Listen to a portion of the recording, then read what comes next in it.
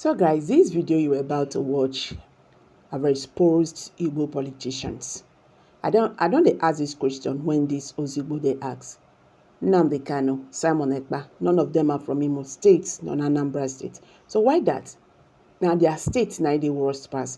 Make you watch this video and see things yourself. Anticipated, the insecurity in the southeast. I started from this and I said to you, agitation in itself is not a bad thing. That when you go about that I want to even be alone. Guess what? If a referendum is actually done on the southeast, you'd be shocked what the answer might be. It might actually be that no, we don't want to be alone, because there's a debate as to what side is better. But let me tell you what is going on. Sometimes you actually don't blame the agitator, because there's enough to agitate in this country. I mean, what is even worse is that things are this bad and there's a conspiracy of silence among the elites and people like you, the journalists. Nothing, you say nothing, you do nothing. Good evening everyone, thanks for joining me in this video. We are living in a generation where almost 90% of Nigerian politicians lie to the public. Almost the whole citizens don't trust their politicians anymore because politicians can lie. They can say anything they want to say because of their political gain. Now, in this situation, when you see someone who comes out to say the truth, despite what could lie against him, despite what is waiting ahead of him, if you see such people, respect them. No matter your political affiliation, no matter what you believe in, if you see someone who speaks the truth, respect the person. I was watching Arise News yesterday when Valentine Ozigbo, he's the former chairman of Transcorp Group, and I think he was the PDP governorship candidate in Anambra State in last election. So he came to analyze the issue of insecurity in the southeast, particularly the one that is troubling in the Anambra. And this man gave the first green light about what is happening in the southeast and the possible solution to it. Now, I am one of the people who always concentrate things about insecurity, because without security, forget about what everybody is telling you. Without security, there is no life, there is no country, there is nothing whatsoever. Now, the issue of insecurity in the southeast have been laid totally on Biafra agitators, of which I have disagreed right from time. And I have remained on the stand that if Nnamdi Kanu is released, that insecurity in the southeast will be over, contrary to what someone like Soludo said that is not going to happen, of which Soludo is not providing solution at all. But on the other side, Valentine Ozigbo was able to say that yes, if Nnamdi Kanu is released today, all these things he believes it is going to end. And once Nnamdi Kanu is released, then he will be able to identify people who are the real agitators and people who are criminals, because there is no doubt that there are so many people who are carrying guns today, parading in the name of Biafra agitators, of which they are not. They have nothing to do with Biafra agitators, but they are kidnapping just to dent the image of people who are agitating. So these are the things that caught my attention to what this man is saying. Hello, let's take a listen to what he said and come back to explain further about this insight. Simon Ekpa has been arrested. And will this stop insecurity in the southeast? What do you think? Also, I'm saying the emergence of a new female leader, a female, has occurred. So what do you think? Will this stop insecurity we're experiencing in the southeast?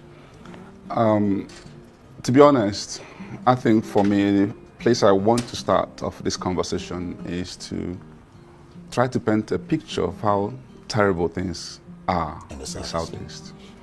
I was reading a report recently by a group of NGOs and authored by one Emeka Umeabolasi and his colleagues, and they documented a lot of atrocities that have happened in the entire southeast, where in the reckoning, over 65,000 people had been victims of kidnapping and what have you, and over 32,000 deaths from different, whether state actors and non-state actors. And all of these things tell you the level of deterioration we've suffered. And what is saddening is what has happened even in recent time, particularly in my own dear state, Anambra, where nobody's spared. Archbishops are not spared. House of Assembly members not spared. Reverend fathers, reverend sisters, lawyers, nobody's spared. It's just a matter of who's going to be the next victim. And when this happens, there is not even any hope in sight, no rescue in sight. It's just when the criminals decide to leave you off, if they decide to murder you or sell your body parts, it's their decision. And they do this unchecked. There's no threat of, oh, we're going to be arrested, nothing like that. They can spend a whole 30 minutes, 1 hour in an incident, and this is how bad it's become. And so when we're now going to go into the root cause of this, I don't think it's appropriate to just coalesce it into IPOB activities, because that's what your question is tending to suggest. Arrest of Simon Ekpa, will it stop? As if that's the only, no. Let's go deep into what actually are the root causes of this issue. In my opinion, again, it's just when you have poor leadership, because even within the same Southeast, some states are better than some. Anambra is seen as the worst today. Enugu is relatively better. Abia is better. What are they doing differently? It's still the same. And guess what? Sam Ekpa is not even from Anambra State. Mazi Nnamdi Kanu is not even from Anambra State. Why is Anambra the worst? It boils down to issue of leadership. Now, let's talk about the IPOB. I believe that agitation actually is not a wrong thing in itself. Somebody saying, this is what I want, it's not a wrong thing. How you go about it could be wrong. And how also the government treats it could be wrong. And that's what we've been facing today. I'm one of those who have called for the release of Mazi Nnamdi Kanu. I don't think the continued detention, incarceration, and all of this is helping matters. And quite frankly, I don't know Simon Ekpa. We see some of the videos he does. And whether he changes, replaces, I think is irrelevant to what we're talking about. Because what has happened is that there are now huge criminal elements that hide under the auspice of IPOB to create all manner of issues. But truly speaking, they are not agitators. They are criminals. So what I say to leaders, forget about this nomenclature. Deal with criminals of whatever form. I think your governor has even made that statement. He said, let's call a spade and not an agricultural instrument. Let's call criminals criminals. Yes. And deal with them as criminals. Purely. So why is that not happening? I'll ask you this. Because you said it's a question of leadership. Yes. So have the governors or the security of the SE of the Southeast, have they checked their responsibilities even with the security votes? The answer is yes and no. Because I don't want you to put all of them in one basket. And something happened recently in Anambra State where a priest was kidnapped. Another reverend father had to call a governor of another state for help to track what happened in Anambra State. And when the whole thing was done and finally, thankfully, the priest was released, they had to go back to the governor in Enugu State to say thank you for helping us. What I'm saying to you is that it's not just the case of the Southeast governors. Let's be specific. Some are doing much better than others. In the case of Anambra State, I have no clue what is going on. Why can't we, since the beginning of this administration by Governor Soludo, we haven't seen much being done in the area of insecurity. We've not seen even vehicles bought for security agencies. You hear cases of when they're even sent to work, they get demotivated, demoralized, and then they just ignore. And then if you look at all the cases that have happened, the same story. There's not any attempt to rescue. But that's not the picture. I interviewed him here. That's not the picture the governor painted. The picture, because I told him that. So I'm set in 15 local government areas. They were asking the president to declare a state of emergency, but he said it must be some, for lack of, let me not use miscreants, some people he doesn't know, but that they've done quite some good job at their speech in Anambra State. That's what he said. This is, I don't want us to shift this into a debate, because it's not. Do me one favor. You have your correspondent in Oka. Figure out what is going on. In Anambra State, the government house, few meters away at Nibo, they were celebrating New Year Festival. Criminals took their time, killed many people. Up to today, not a single person has been arrested. In the case of Oka North, the entire of the Urum bush and all of that, if you see and hear evidences from kidnapped victims who were thankfully released, and they tell their story, it is alarming. Once this interview is over, I'm going to share a lot more. Okay. The point here is that every single Anambra person who is savvy enough to understand what is going on, we all come to the same conclusion that nothing has been done so far. It's not a matter of these things are happening, but what is our response? Where is the leadership? What are you doing to create, first of all, the intelligence the control room, where you monitor and see what is happening in different parts of Anambra State. What are you doing to empower the security agencies, and how do you craft the architecture that bring it down to the local units? How do you integrate the Ndigwes, the town unions, into all of this? How do you actually even provide sufficient empowerment for young people so that they can be gainfully employed? How do you become a source of inspiration and hope so that people will know that if they work hard, they will make a living? The point here is that we are in a situation where, guess what? Everybody is helpless and there is no hope in sight. And just recently, he's saying that after Christmas, he's going to launch some security initiative. And people are saying, why wait until after Christmas? Are you using that for a re-election gimmicks or what? Why? What happened in the first 3 years of your administration? Why are you waiting on the twilight to launch? Because we say this because we know sometimes what usually happens is leadership. They are usually the architect of some of these things. They empower criminals for political gains. And when they're not empowered, they don't know how to treat these criminals. How do you even recover some of the guns you've armed wrong people? And this is what we keep saying. And it's not just in Nigeria. The whole case of banditry, you hear cases across of the length and yes, breadth of you hear the cases country. of these people actually came in through the politicians who use them for nefarious activities. And then when the job is done for them, what next? They have Because no they don't answer. have a plan. They have no answer. They start, again, you've raised another issue. You have the leaders. Because we're talking particularly about the Southeast, even though you mentioned, of course, Nigeria in general. Have the leaders in the Southeast, do you think, that they played the ostrich looking for the cause of the problem outside their shores while the problem is within? Because I've seen so many leaders talk about, okay, I'm going to come to Nnamdi Kanu and all that. But don't you think they've played the ostrich, begging the issue, looking for, somebody said it's only the rat that is inside that tells the one outside that there's fish in the kitchen? 100%. If you actually dig further, if you read this report I'm talking about, it identified the real actors. You will see the one that are external influence. You also see the one internal influence. A lot of the things happening are actually being created and caused by also the people of Anambra State. We're not talking only about Anambra Yes, State. I'm just using, okay, the same way. If you go to Imo, you go to Ebon, you go Abia, to yeah. Abia, you see those cases. Because what you even find is that simple intelligence. I sat down with a top police officer recently, and I said to him, well, I see effort he's making, what is going on? And he was blaming it on the locals. Do you know something may happen today here at this port? They will pursue, give a chase, and then when they get there, ask the locals, where did they go to? Nobody would talk. And I said to him, do you know why that is happening? It's happening because some of them are under oath, which means nothing. It's just a matter of they're getting timid. And some of them don't trust you guys to be able to provide this information because they don't know who they're talking to. Maybe once the information gets back to these criminals, there is this guy, you create a problem for that whole family. And so, what do? You think differently. It's all imagination, creativity. Create a whistleblowing opportunity and an anonymous way of gathering this information so that people are protected when they give out this information.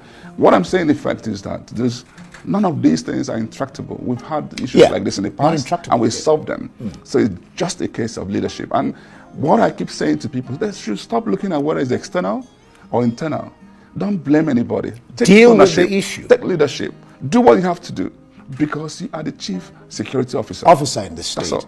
Now, because what we discuss, I mean, we must not forget the fact that the purpose of the discussion anyway is to find solutions to these problems. I was discussing with a security expert, Kabiru Adamu, and he believes that a tripartite dialogue between the federal government, the state, and the leadership of the proscribed Biafran groups, especially Kanu, and this can iron out a political settlement to eliminate insecurity in the Southeast in its entirety.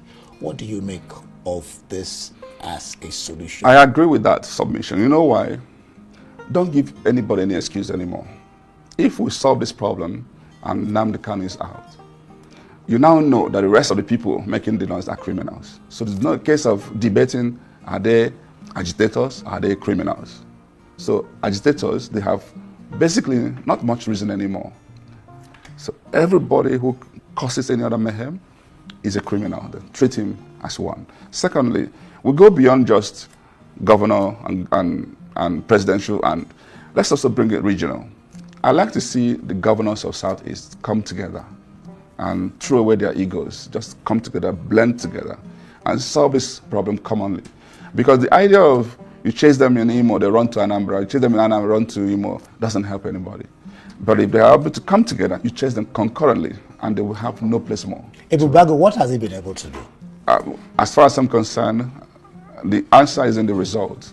I don't celebrate effort. Security has worsened in Anambra State and Southeast. Let's figure out how to get it solved. What we've done so far hasn't worked. The only thing I've seen is some states who have made some appreciable improvement. And what I keep mentioning these states, so that let my governor go and copy and replicate what they're doing, so that at least we can feel a little bit safe while hoping for other bigger strategies. And these things are things that can be deployed just within the next 2-3 months and get things. If we show the political will in solving this and show, follow a certain strategy, and some of them I've spoken about, I've done videos on. In fact, I just did another video today, which I'm going to release tomorrow, just again focusing on insecurity, because it is our #1 problem. Can you imagine how many businesses have left? I was going to come to that. I mean, I think I have something on business. I'll try to get to that.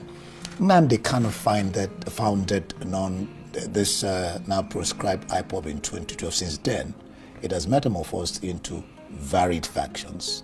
We're talking about the root cause of this problem. Some say the root cause of the insecurity in the Southeast is incarceration, while some others say it's politically motivated to demonize IPOB and the Biafra agitation. Do you agree with that? And has this varied factions exacerbated, the insecurity in the Southeast? I started from this, and I said to you, agitation in itself is not a bad thing. That when you go about that, I want to even be alone. Guess what? If a referendum is actually done on Southeast, you'll be shocked what the answer might be. It might actually be that, no, we don't want to be alone, because there's a debate as to what side is better. But let me tell you what actually is going on. Sometimes you actually don't blame the agitator, because there's enough to agitate in this country. I mean, what is even worse is that things are this bad, and there's a conspiracy of silence among the elites and people like you, the journalists. Nothing. You say nothing. You do nothing. We're doing something. That's what we're doing. That's what we're doing now. That's what we're discussing.